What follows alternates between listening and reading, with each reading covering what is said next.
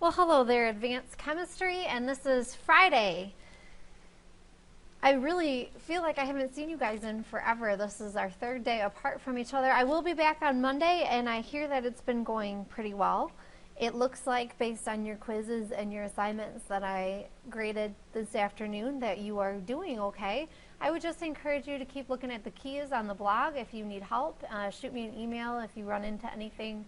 But like I said, it looks like you guys are doing great, so keep it up. Yesterday we were talking about some nomenclature of acids, and we didn't really talk about nomenclature of bases. Now I'm going to skip over that here and come back to it in a second, and I'll explain why later. But for nomenclature of bases, it tends to be quite a bit more simple than the nomenclature of acids. What I do want to mention and have you write down is knowing some strong acids and strong bases. So to know right off the top of your head what your strong acids are. So we talked about what that means, and just as a reminder, a strong acid or strong base means 100% dissociation into ions. So that means if I have the acid or the base, it is going to dissociate into ions 100%. There will be no equilibrium present between ions and the molecule together. It will be 100% dissociated. However, when we talk about these acids and bases, we also talked about concentration, and it turns out that concentration can have an effect on dissociation. So we need to put kind of a criteria there. So this is generally true in solutions up to 1.0 molar, because it turns out once you get more concentrated than that, there are some other factors that come into play that affect the amount of dissociation. So we're going to say a strong acid is 100% dissociated into its ions in solutions up to 1 molar. So, for example, hydrochloric acid comes in a 12 molar solution. It might not be 100% dissociated because of its extremely high concentration, but in solutions 1 molar or less, it would be. So it turns out that there are 6 strong acids that I want you guys to know. And these are good things for you to just kind of know off the top of your head going into your future chemistry careers. The first 3 are binary, and they are halogen acids. So we've got HCl, HBr, and HI. So hydrochloric, hydrobromic, hydroiodic. And in the key from your nomenclature practice yesterday, I wrote, and I don't know if any of you caught it, but hydroiodic is sometimes written hydriotic, just to eliminate that awful lot of vowel action going on there in the middle. So some people write hydroiodic, some people write hydriotic. It just kind of depends. The other 3 are not binary, so they're oxyacids. We have HClO4, that's the perchlorate ion, so that would be perchloric acid. HNO3, that's the nitrate ion, so that's a nitric acid. And then finally, H2SO4, that's sulfate, so that's sulfuric acid. Now, this particular one is a little bit different than the others because it has 2 ionizable hydrogens.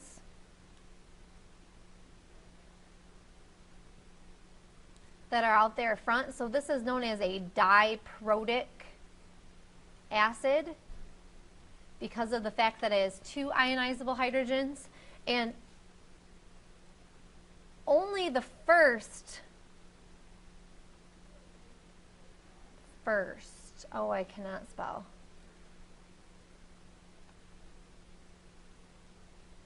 Bear with me here. Only the first H is strong. And we'll talk about more what that actually means here in a second. But there are 2 ionizable hydrogens. It turns out that only one of them, the first, is going to 100% dissociate from the molecule. And we'll talk about what that looks like. So these are the 6 strong acids that I want you to commit to memory to know. So when I say, is it a strong acid or not, You can pull out from your memory bank these 6. If it is one of those 6, it's strong. If it's not, it's considered weak. And remember, a weak acid just means that it's not going to 100% dissociate. There's going to exist that equilibrium. Now, a strong base are any bases containing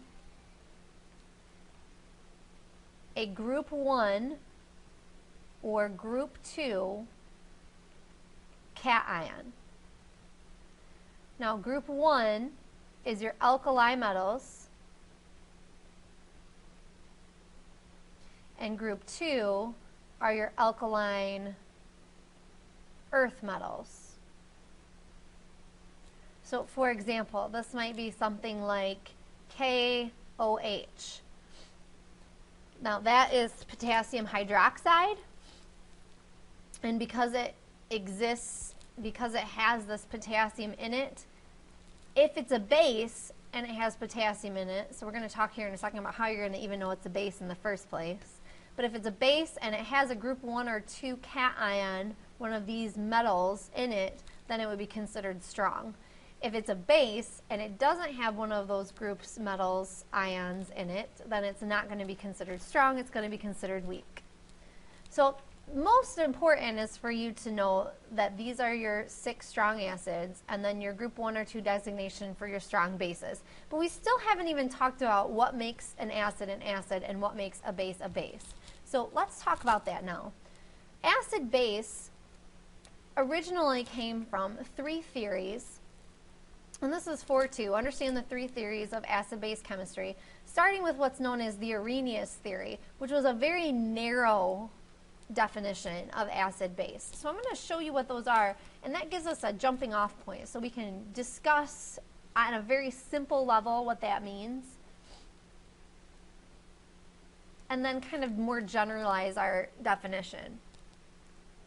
So we're going to start with acids, and Arrhenius was a guy who came up with these definitions and studied acids or bases.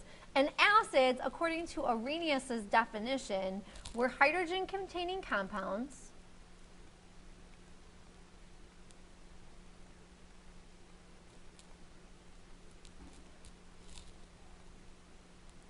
that increase the concentration of H plus in a solution.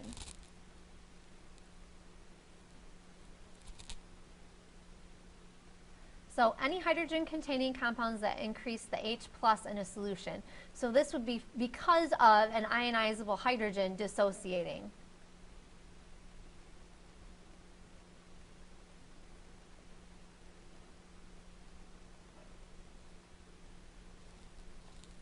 So for example, if I had a strong base, hydrochloric acid, and that completely dissociated, that would dissociate into H plus 1 and Cl minus 1.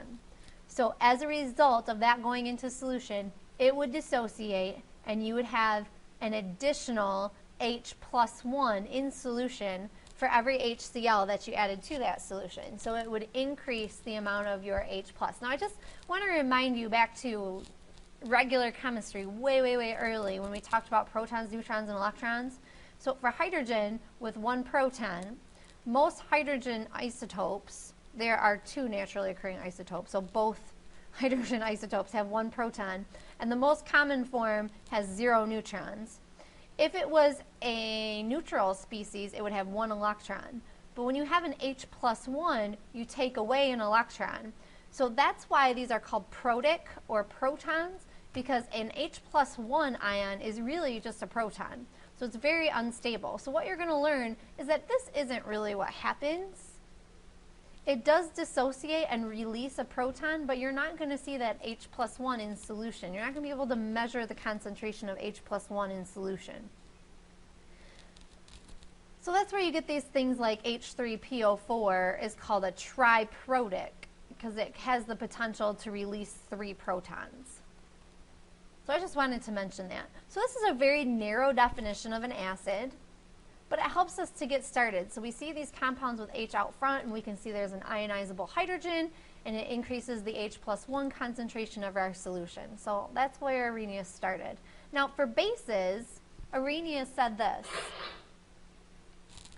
He called bases hydroxide containing compounds, so like our KOH that we mentioned earlier, that dissociate to increase the concentration of OH minus 1 in solution. So I'm going to put my example up here so I have a little bit more room. But in our example KOH, if that were to dissociate 100%, we'd have a K plus 1 ion, and we'd have an OH minus 1 ion. And so for every one molecule of the KOH, we would be adding an OH minus 1, so we would increase the amount of OH minus 1 that was already present in that solution by adding KOH to it.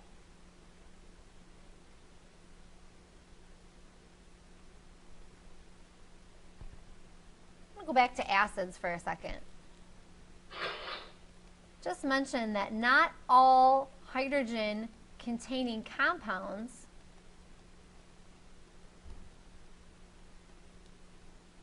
are acids. Now there's a lot of things that have hydrogen in it that are not acids, meaning they are non-ionizable hydrogens.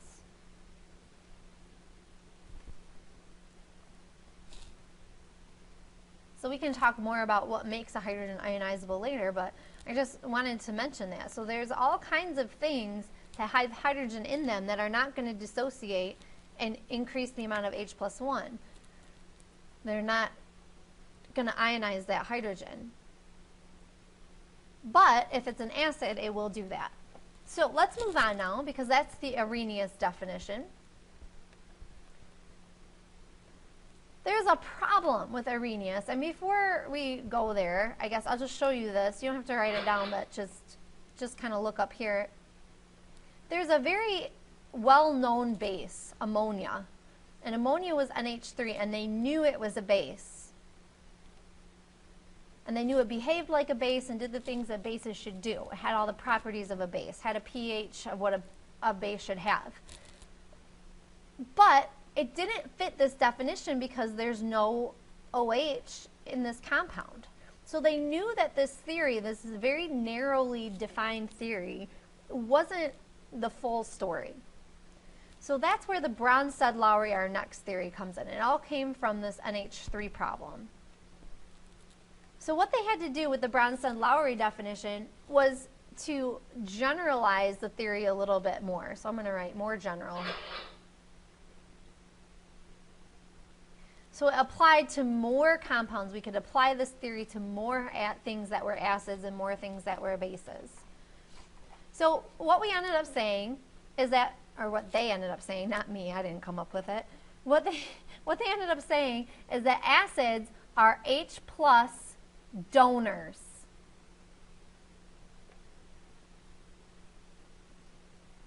So an acid is an H plus donor, meaning that the species loses two things. It loses an H in its formula, and it loses a charge, so it decreases 1 in charge.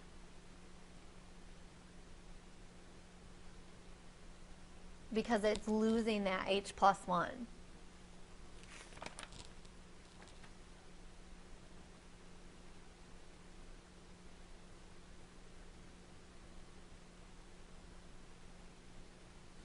Okay, so that means a base is going to be an H plus acceptor, and I don't even know if that's a word or if I'm spelling it right, but I'll let you guys decide. An H plus acceptor, so that means a species is going to gain an H in the formula, and it's going to increase, so it's going to gain in charge.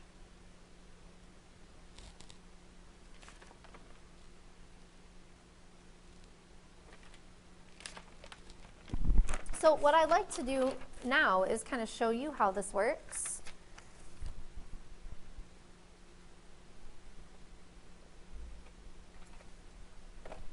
see what I have here on the next slide.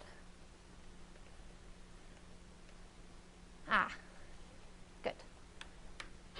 So these are examples of what's known as Bronstead-Lowry, which I just put B-L. Bronstead-Lowry, that's our theory that we're talking about. Acid-base conjugate pairs. So I think the best way to do this is to just throw an example on the screen. And the one that I'm going to show you is our ammonia example. So ammonia is NH3, and we'll say that that's a gas.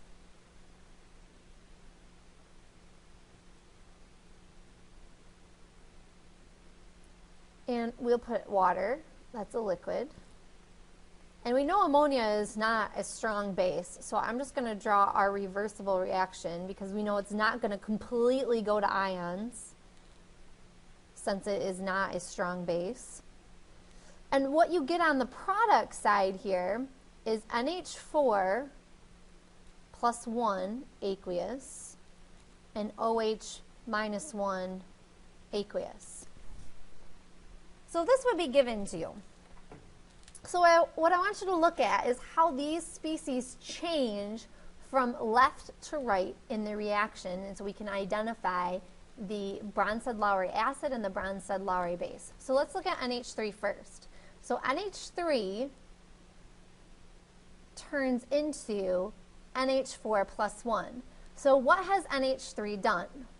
It has gained a hydrogen going from 3 to 4, and its charge has gone from neutral and increased by 1. So this has accepted an H plus 1. So this NH3 is our base.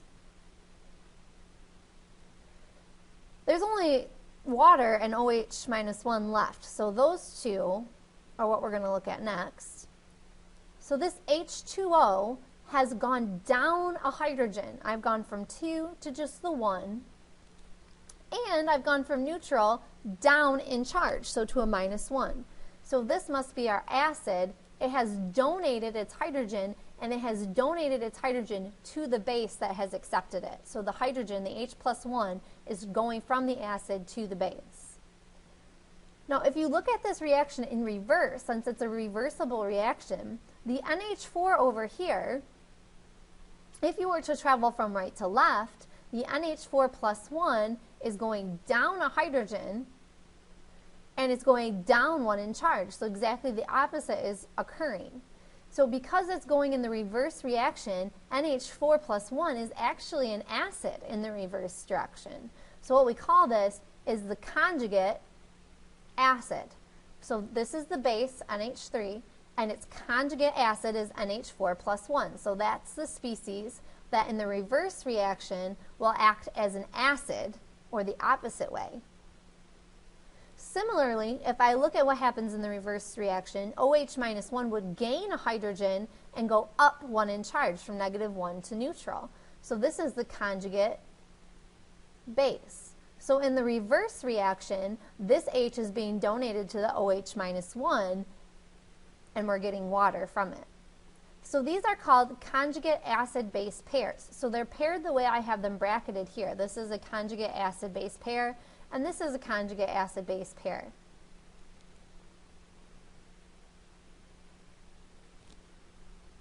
Let's do another one.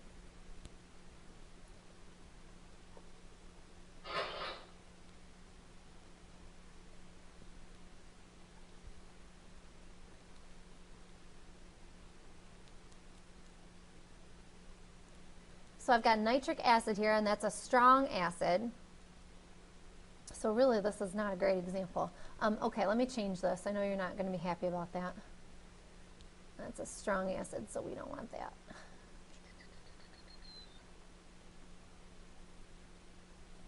So let's do H2PO4 minus 1. And then over here on this side, have H3PO4 and OH minus 1.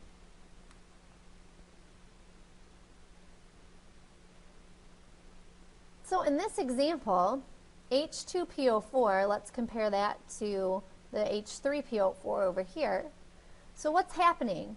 H2PO4 is gaining a hydrogen and it's going from -1 to 0. So the charge is increasing by 1. So that means it's gaining an H plus 1, so this is our base. If I'm going the reverse direction, I'm losing a hydrogen and going down 1 in charge. So this would be my conjugate acid, and this would be my conjugate acid-base pair. Now water,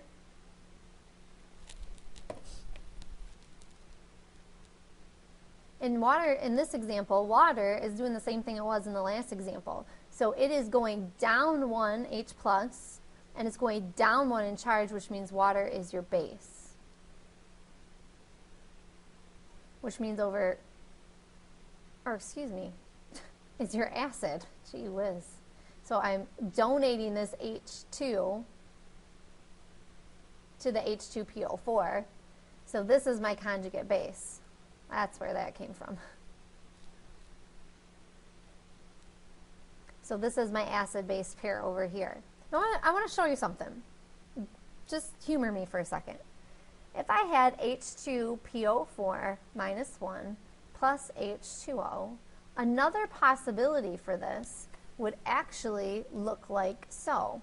I could have HPO4 minus 2 plus H3O plus.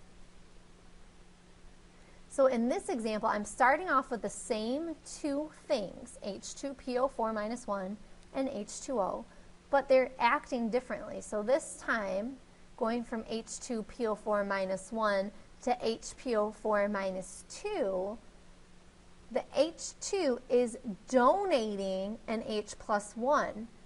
It's going down 1, and the charge is going down 1. So this time, this is not acting like a base, it's acting like an acid.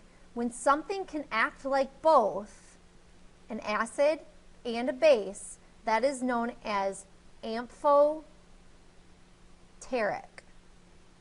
That's A-M-P-H, amphoteric, T-E-R-I-C, A-M-P-H-O-T-E-R-I-C, amphoteric. So this H2PO4 minus 1 ion is amphoteric because it can act as a base and an acid. And down here, this HPO4 in the opposite direction is gaining an H plus 1, going up 1 in charge, so this is the conjugate base. Now if we look at water, water this time is gaining an H plus 1, so I'm going from 2 to 3 and my charge is going up 1.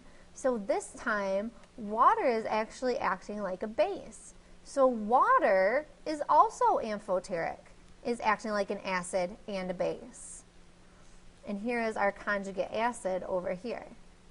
So there are certain things like water, like H2PO4 minus 1, that have the capability of acting like both an acid and a base. They can do both, and those are known as amphoteric. Not all things can do that. Some things are just acids or just bases. They will act like one or the other, or maybe they're neither. But if it can act as an acid or a base, then that's known as amphoteric. So I think we're going to end there today. In your practice problems, just FYI, anytime that you see something that says Lewis acid or base, we're going to save that for Monday. I hope that's okay with you. So anything Lewis acid or base, I believe there's one, it's number 7 on your first page, number 7, when you get your practice problems, number 7, and then on the back side, I know this is weird, but on the back side, number 3. So anytime it says Lewis acid or base, I want you to go ahead and skip that. Don't worry about it. We'll get to it on Monday.